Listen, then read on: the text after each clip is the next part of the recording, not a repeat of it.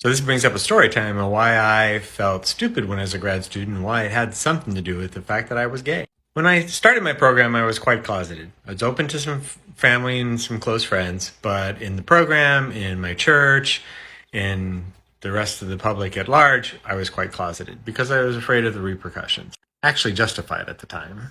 Anyway, some LGBTQ friends of mine that I had just met decided to take me to New York City. I had been in my program for about 2 months at the time, and I thought, who's going to see me 5 hours away in a gay club?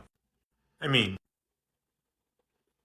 so we drive 5 hours, get to New York City, go to the club, and having some fun. And then I look across the way, and wouldn't you know it, one of the grad students, who I didn't know real well, was there. She looked and waved, and I got a little nervous, but she's not going to out anybody, right?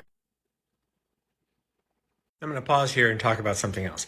As a PhD student, you have a committee of several other researchers, your advisor, some others, somebody from outside the university, in my case, who give you critiques and criticisms and directions, etc. I had 5 people on my committee, and 2 of them were kind of hard asses. That'll be important in a minute. But anyway, back to the story. The next day, she's talking to a group of people, including with her advisor, who was one of my committee members, who was one of the hard asses.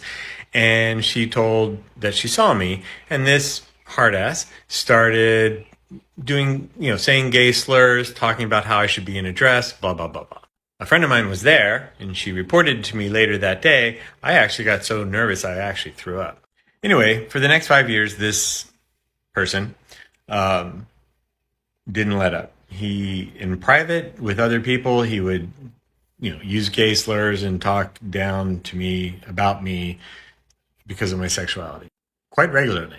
In committee meetings and to my face and to other people, he was just a hard ass, but he was like an unfair hard ass. He would make criticisms that were out of the blue. The other hard ass I actually liked. He was fair and he was quite blunt, but his criticisms were fair and I took them. This one criticized me for whatever he could. For somebody who already had imposter syndrome, this was hard because I was starting to feel like maybe I am stupid.